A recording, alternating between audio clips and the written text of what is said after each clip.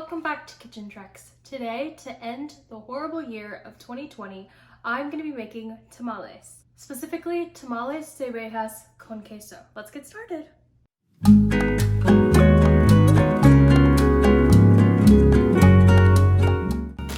So the first thing I'm going to do is I'm going to soak my corn husks. And you can get corn husks at your local Mexican grocery store or even at a farmer's market or even online. But first, we're going to soak our corn husks for 1 hour.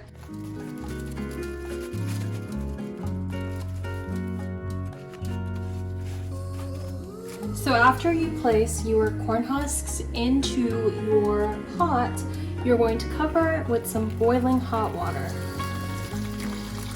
You want to make sure that the corn husks are completely submerged. They're going to have a tendency to float, so you're going to want to weigh them down. And you're going to leave it here for 1 hour. While your corn husks are soaking, you're going to want to start working on your green sauce. So the first step is to start blackening your poblano peppers. And here are 2 different methods. So I don't have a grill, so I decided just to blacken the peppers on the stove, and this method actually only took 5 minutes. The second method was just to simply broil it. I had my oven at 450, and I found that this method actually took longer, about 8 to 10 minutes per side, although the end result, I had more of an even cook on the pepper. Now I'm going to cover these with foil and just let them steam in their own heat for about 10 minutes. For the next step, you want to get a handful of tomatillos and just start removing the husks, which is super easy. I've rinsed these, and right now I'm boiling some water because next we're going to cook these. So my water is boiling now, so I'm going to drop my tomatillos in and let them cook for around 5 minutes until they lose their bright green color. So the tomatillos color has changed now, so they are done cooking. So I placed some of my cooked tomatillos into an immersion blender container, and I am going to blend these down.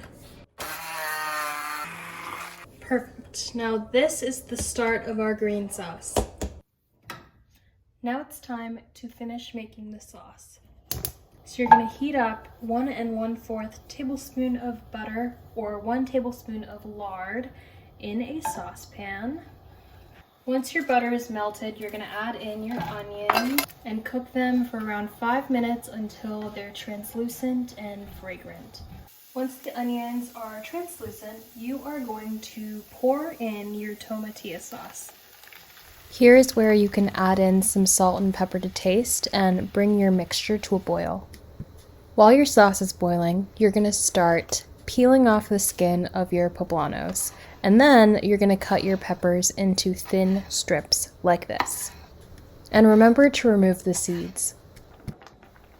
Once your sauce starts to boil, that's when you can start adding in your poblano peppers. And if you're a fan of cilantro, go ahead and add it in at this step, and then start mixing up your sauce. By this point, your corn husks should be done soaking. So you're just going to drain them and transfer them to a clean work surface and cover them with a damp paper towel to make sure that they don't dry out. Now for the easiest step, you're going to start preparing your cheese for when you're going to fill your tamales. So I'm just cutting my cilantro into thin strips similar to the poblano peppers. You can also use Monterey Jack or Oaxaca, but cut your cheese into strips like so. Now we are making the masa harina dough. So at this step, you're either going to use 1/2 pound of lard or 2.4 sticks of butter. Lard gives it its signature taste, but I'm trying to keep this vegetarian. We're going to beat this until it's creamy. After your lard or your butter is creamed, you're going to add in 3 1/3 cups of masa harina. And this recipe makes 18 tamales, so if you want to make more or less, definitely adjust the recipe as needed.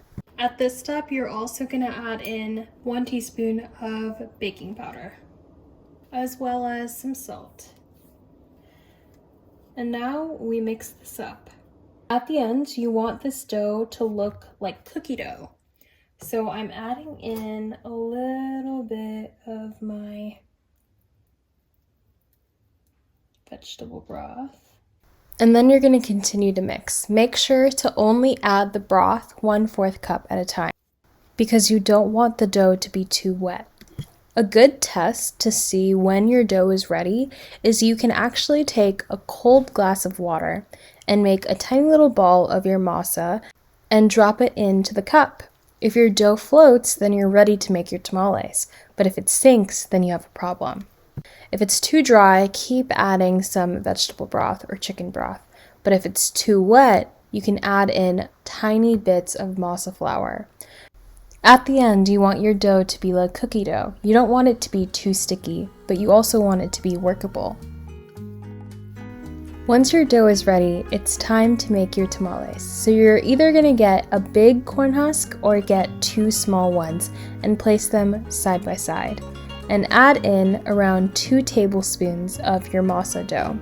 So my masa was actually a bit on the dry side, so I found it a bit more easier to actually fill the corn husks with my fingertips instead of a spoon.